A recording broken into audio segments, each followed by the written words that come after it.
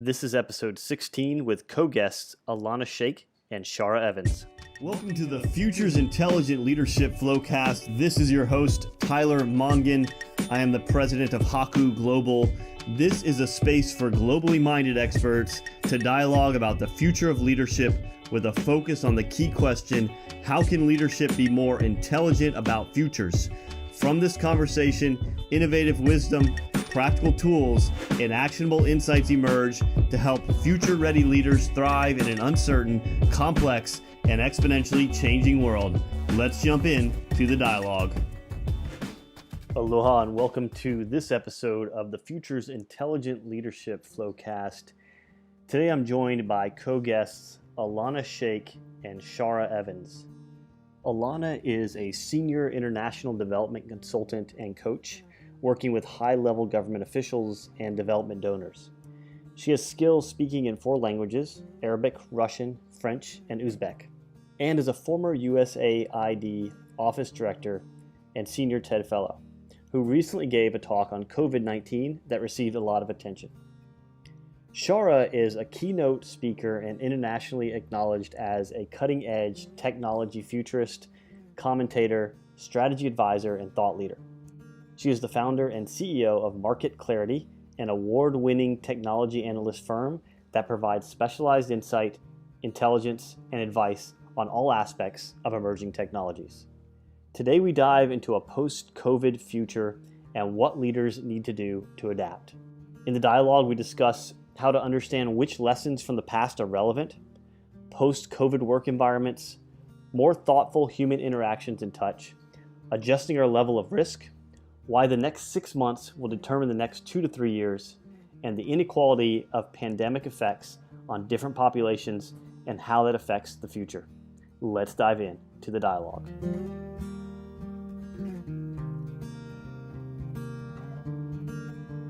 Aloha, Shara and Alanna. Thank you both for joining me on this episode today. And as always, I want to start with this key question of how can leadership be more intelligent about the future, given uncertainty, complexity, and exponential change in the world?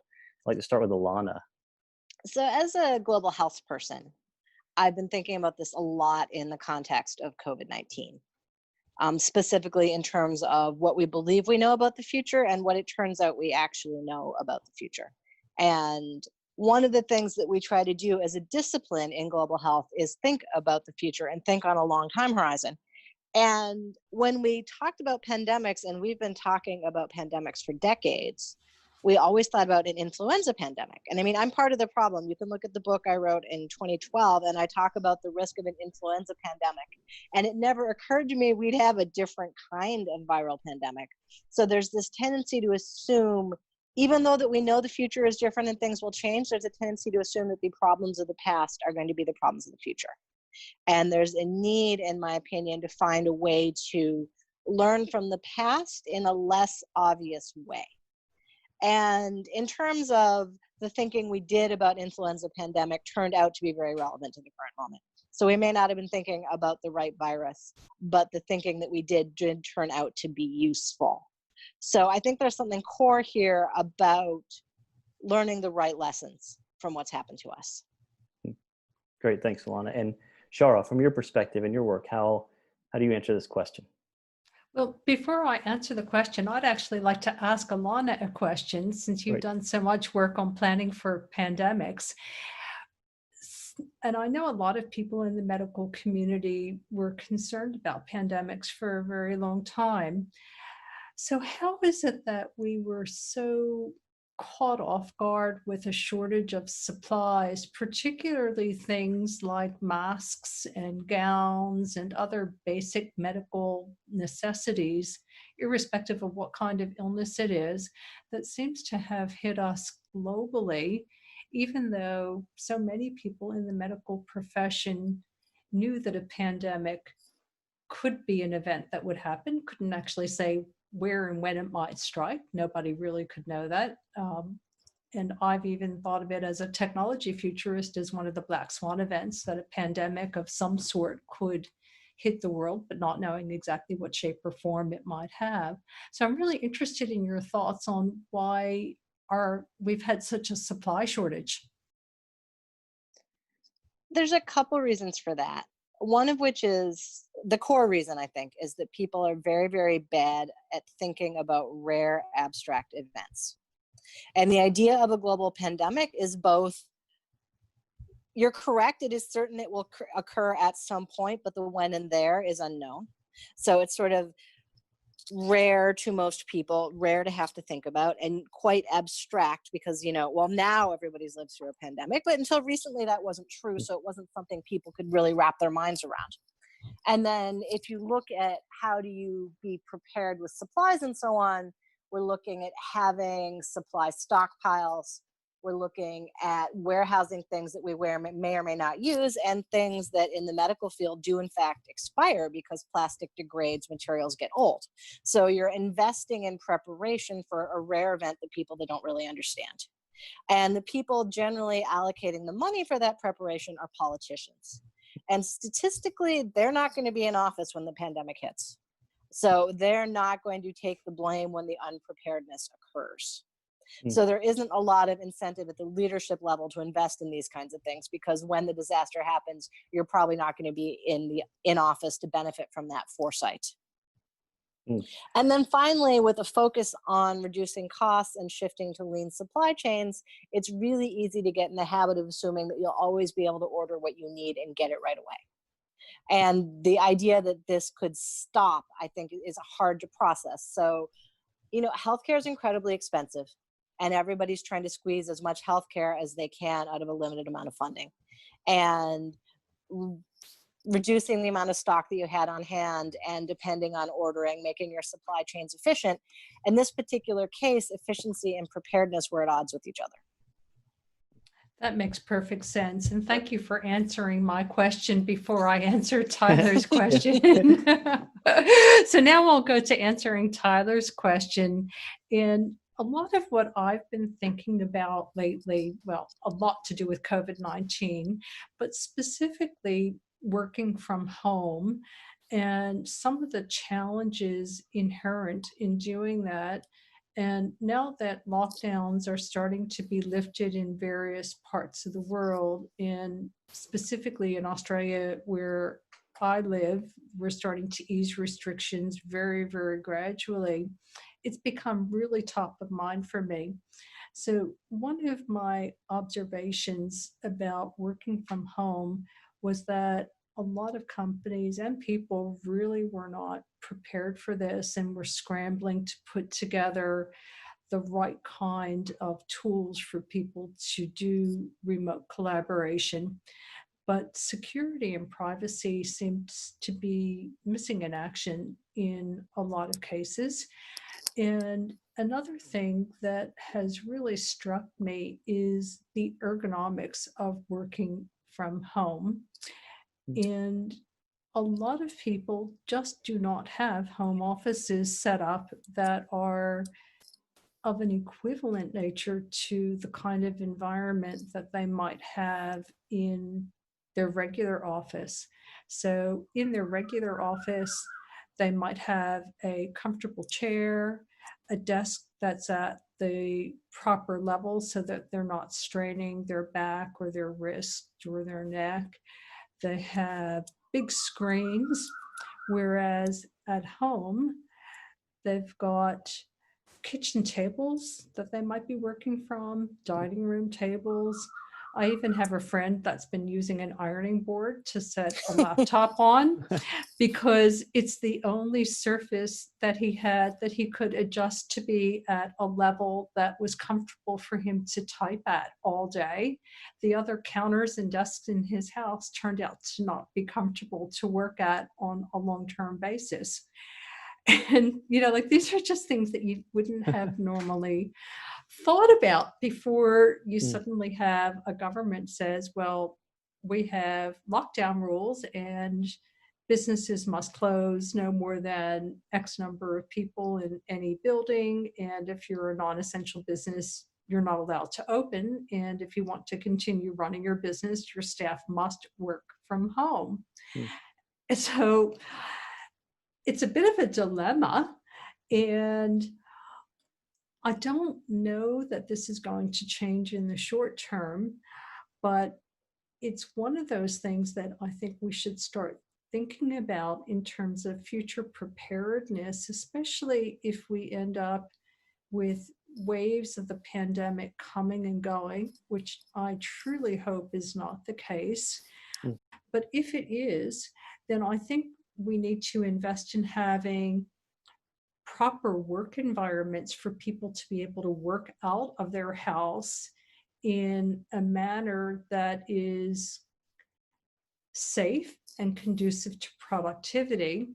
And companies also need to recognize that if someone is working from home, even if they're putting in the same number of hours, but they're working from a tiny laptop screen on an uncomfortable surface and an uncomfortable chair, they're not going to be nearly as productive as they would be if they were in their office with a 34-inch monitor and all kinds of bells and whistles and IT support and huge internet connections. And at home, their bandwidth may not be nearly as good as they are accustomed to in an office environment. Mm.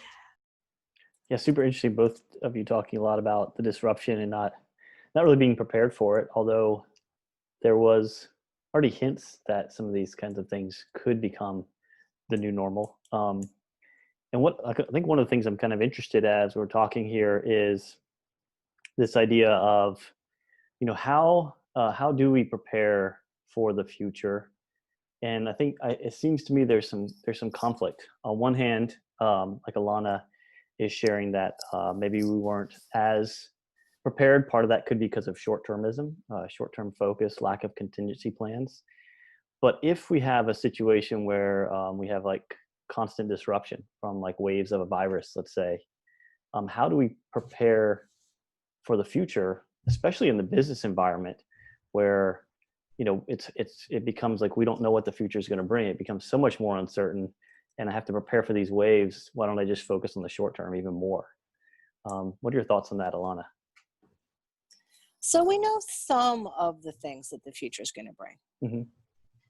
And we've always been in an environment where you're making a decision based on some of the factors, not all the factors, because you can never know all the factors. So I think the key is to identify what you do know. And what we do know is, as Shara mentioned, that, we're going to be in a situation where people can transmit the virus to each other, and people are going to be thinking about that, about transmission, about infection. So, if your business is a restaurant, you need to assume you're not going to be able to pack your tables in close together, that you're going to have to space them out. If your business requires that people wait in line, you're going to need to structure those lines differently.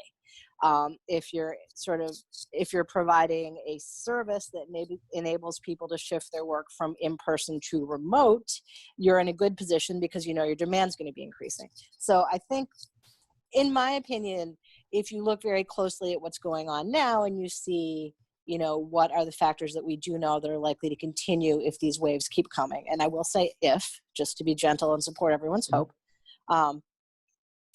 then what can we learn about that in terms of what we will need for the future, both short term and long term? And then I think there's if you're thinking truly long term, there's some really big picture issues to think about in terms of where do new diseases come from? What can we do to stop those pathogens from evolving, from mutating, and from shifting over into people? Shara, your thoughts on this long-term focus versus short-term focus? Okay, I'd like to just pick up on where Yeah. Alanna left off and then Great. go to some other thoughts. Perfect.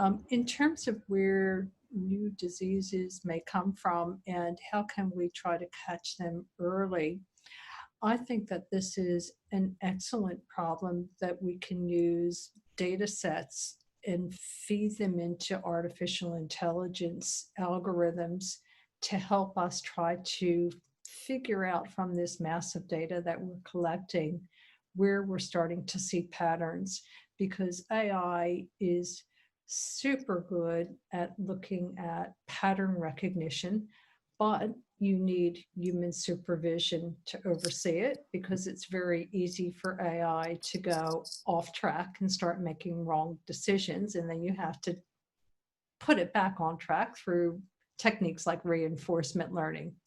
But that is something that we absolutely have in our toolkit today that we can start to use to look at patterns that are emerging and try to make sense of what's happening with this disease and potentially with future diseases. And by the way, these tools also have economic advantages as well. Now, the problem with automation, of course, is that there are some jobs that people would have ordinarily been doing rather, and now robots are doing those jobs. In today's environment with a pandemic, it makes sense for a robot to do it because we don't want to endanger the life of a human being. But if we look further down the track when the disease is under control, then what happens to the people who might have been doing that job now? So part of our social responsibility from a country, company, and society perspective is to make sure that we're reskilling and retraining people with skills that will fit in whatever the new normal is. I'd also like to go back for a moment to this whole idea of working from home, especially if it turns out that the pandemic comes and goes in waves, which again, I truly hope is not the case, but if it ends up being the case, then we need to ensure that our workers have appropriate ergonomic desks, chairs, laptops or computers, and other equipment that allows them to work without getting, carpal tunnel syndrome or spraining their neck or hurting their back, and being as productive as they can, even if they're not in a physical office. So one of the things that I think will become an important feature of real estate sales in the future will be the fact that somebody has a well-designed home office as part of their house. Again, I haven't heard anybody say this, and I haven't seen any ads, where they're really promoting it.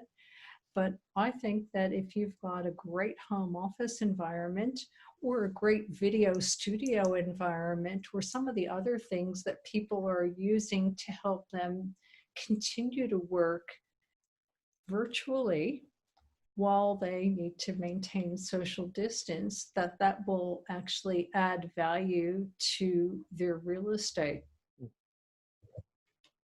Yeah, I think that's great points on this kind of future of work and what, how people are going to work, what kind of things they need. And one of the things that I'm also interested with this future of work and how it also relates to health is this kind of future where we have a lot less human touch, like maybe a contactless, future, right? Less contact with people.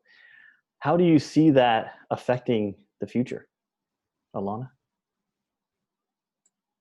I think that we're going to be much more thoughtful about human touch. I think on the one hand that like the enforced social distance, the lockdowns, has everyone realizing how very important that was to us and how much we feel like we're genuinely suffering when we don't have daily contact with people, with our friends, with our family, and the people we care about.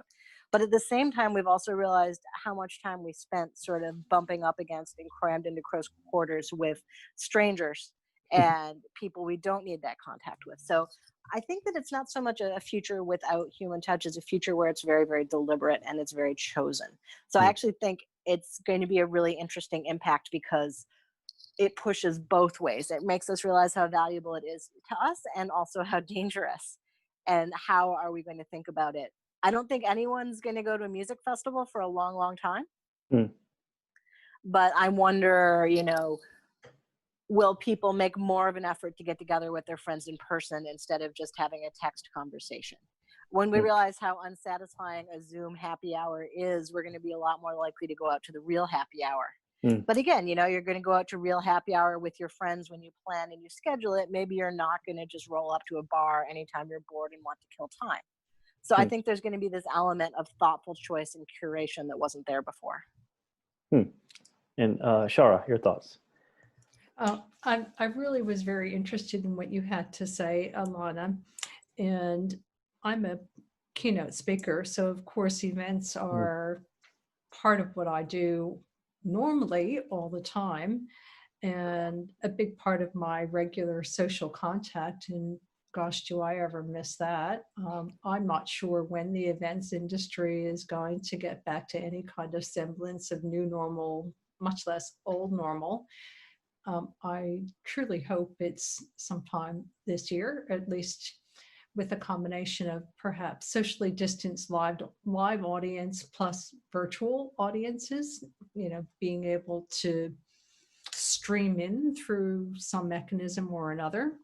But thinking about society in general, I wonder if we're going to become more germophobic as a human race. And aside from close family and friends, be really afraid to start touching other people. And I also have been thinking a lot about what it will mean to be dating in a coronavirus world where the pandemic is still out there. And let's say you're single, and it doesn't matter what age you are, whether you're a teenager in your 20s or, older in life. What will dating be like? Normally, the first thing you do is if you meet someone for the first time, you give them a hug. Will we want to actually give a stranger a hug the first time we meet them, much less anything, more intimate going further down the line? It has the potential to really change a lot of aspects of our society and how we interact. But I think that we humans really are social creatures, and that a virtual hug is a lot different than a real hug, especially from a family member or a close friend. It's just not the same thing. And unfortunately, my family's very far away, so I can't even really give them an in-person virtual hug. I have to do it, through, video or phone.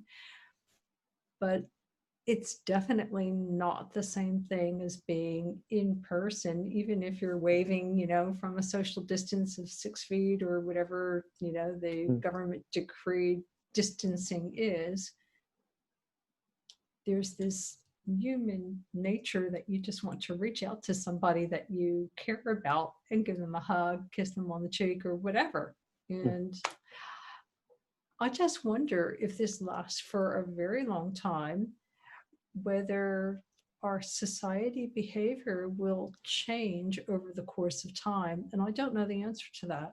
Yeah, it's interesting. I have a friend, and she worked in South Korea during the SARS outbreak in like 2003, and she was actually a teacher in a school there, and they had a lot of the strong recommendations they have now around masks and social distancing and touching things.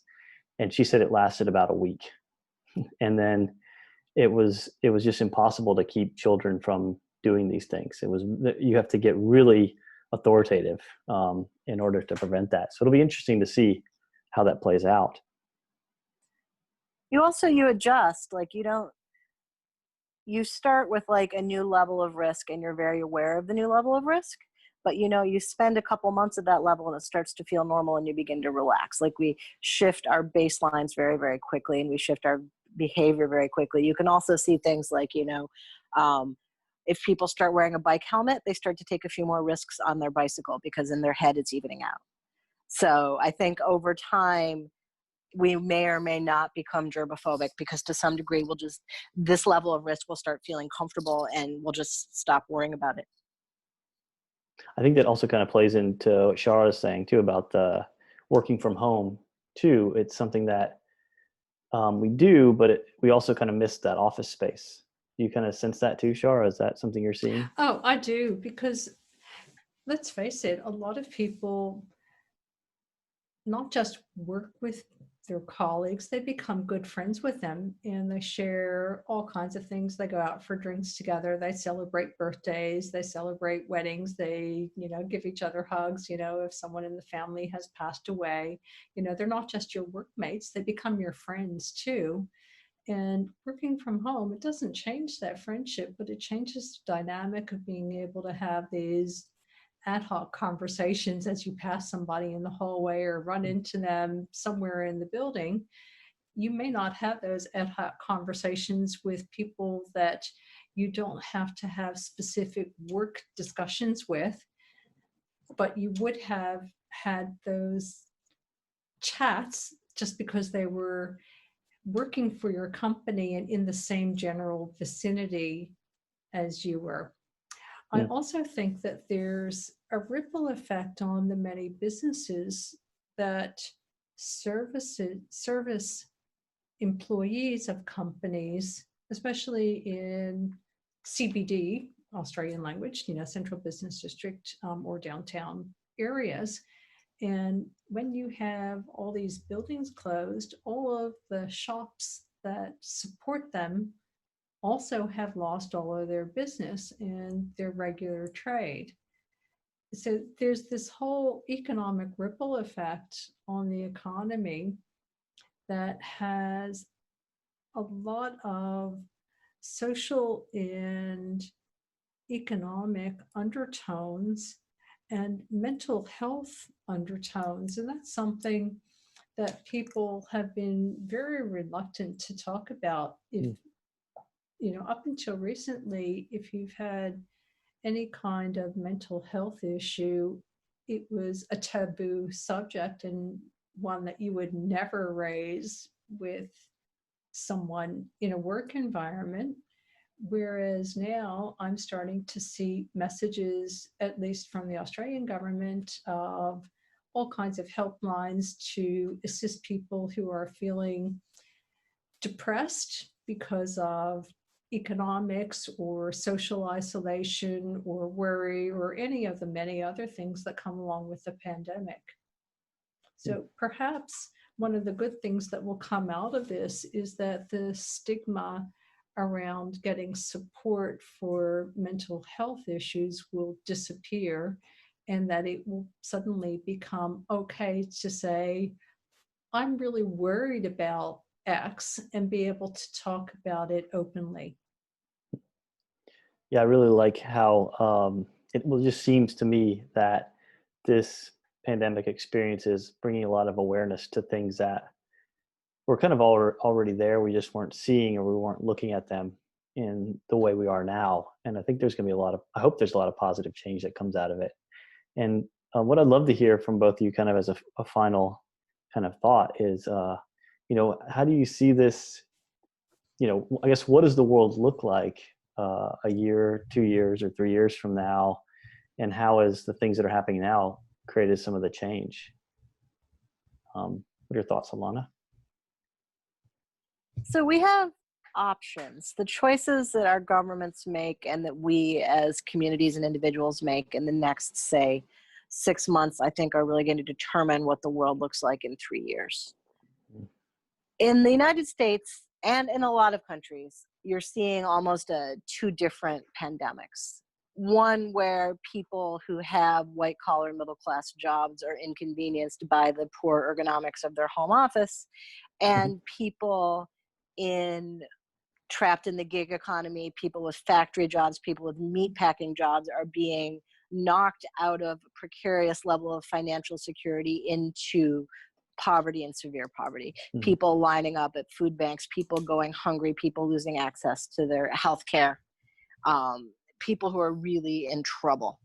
And we can make choices to try to mitigate the inequitable impact of this pandemic and to create a safety net and protect the people who are being forced into poverty, or we can ignore them. And in a few years, the choices we make now about how we look after our fellow citizens, our fellow human beings, is going to affect what things look like at that point. Are our countries even more steeped in inequality? Do we see mortality rates rise way up in people with lower incomes, or do we see countries that actually move towards more protection and more equality and concern for each other? And just as a follow-up real quick, do you also see that not only within a country, but also between countries globally? Yes, very much so globally as well. And if we do start making decisions where we look at the lowest income countries and think about their healthcare needs and their health systems, that also helps protect us all from the next pandemic. Hmm. And Shara? Well, first, I agree with everything that Alanna has said. And when it comes to the world in 2 to 3 years and what it will look like, my very first thought is it will really depend on whether we get a handle on the pandemic quickly or it actually ends up in waves over a period of years. If it turns out that we get a handle on things fairly quickly and we're able to go back to a semblance of normal in a couple of months, then this may end up being a blip that we learn from, but our society won't change in hugely drastic ways. That's a, I guess, positive best case scenario. Like Alanna, I fear that we may end up having waves of a pandemic. And if that occurs, then some of the social subsidies and support that governments are putting out for relatively short-term periods to help people over the hump may not be available for 2 years or 3 years or longer. And that may force drastic changes to our society. There's been talk for many years now about this concept of a basic living wage where you don't actually have to trade your work, your time for subsistence level living and comfortable living. But that's going to be a huge change for a lot of societies. And the question then would be, who would fund that? Because governments around the world are borrowing money that they don't have or printing money that they don't actually have. How long can that go on? And again, thinking on the really drastic side of things, if we end up with waves where we have to come in and out of forced quarantines, how long will it be until people start to rebel and say, I'm just not going to take it anymore? And who knows what will come out of it? And I think we'll see different things in different parts of the world depending on the society that they're in, their social culture, the physical amount of space that they have. We may end up seeing parts of the world where you have a lot of land where entrepreneurs buy land and literally start to set up off the grid communities where they select people that have different skill sets and talents and invite them to become part of a self-sustaining community, actually forming a new kind of society that's, if you like, an offshoot from the society that we have today. We may end up with a world where we have haves and have-nots. So those people who are fortunate enough to be in a job where they can work remotely through a computer interface, even if it's not a comfortable ergonomic home office, but they still have their full-time job and are getting paid, they might be the well-offs. And there'll be a whole lot of people who've been hardworking citizens, many of whom are small businesses, and they've worked hard all of their life, but suddenly the rug gets pulled out from under them through no fault of their own, and they have no means of survival. What do we do about that? How do we support people when or if this pandemic goes on for a very long period or in a series of successive waves? And I wish I had the answer to that, but these are the sorts of questions that I, as a futurist, think about and wonder which way it's going to go. At this stage, I would say it's still too early to predict which is the more likely outcome, because we don't know what's going to happen as we start to ease these first rounds of lockdowns and whether we're going to see a bounce back. I think we'll need to wait another couple of months to see what happens with the initial loosening up of restrictions. And then we'll be in a better position as futurists to start to think about which way is the most likely way that this is going to pan out. Great, thanks, Shara. And just as a final question, I like to ask everyone, what is one word that you would like to leave for future leaders? So, Alanna, what's one word? Empathy. Empathy. And Shara? I love that word, and I'll just use, you asked for one, but I'll use two. Yeah. I'd like to say honesty and trust. Honesty and trust. You need to be honest with your people, and you need people to trust you as a leader. Great. Thank you, Shara and Alanna, for joining me today on this episode. I really appreciate your time, your insights, and your wisdom. Thank you, Tyler, and thank you, Alanna. Yeah, so thanks so much for having me. It was a pleasure talking to you both. Thank you for joining us today on the Flowcast. To get a summary of today's dialogue, find out more about today's guests, listen to previous episodes, or discover more about Haku Global's neuroscience-based Futures Intelligent Leadership programs or customized strategic foresight and innovation sprints, visit us at www.haku.global. At Haku Global, we believe it is time for more Futures Intelligent Leadership. The future is something we need to think more intelligently and feel more deeply about, so we can collaborate to discover today's solutions for future problems. If you are in a leadership role and need support or training to scale futures intelligence across your organization, then contact us at Haku Global. This is your host, Tyler Mongan, and until next time, have a preferred and conscious future. Aloha.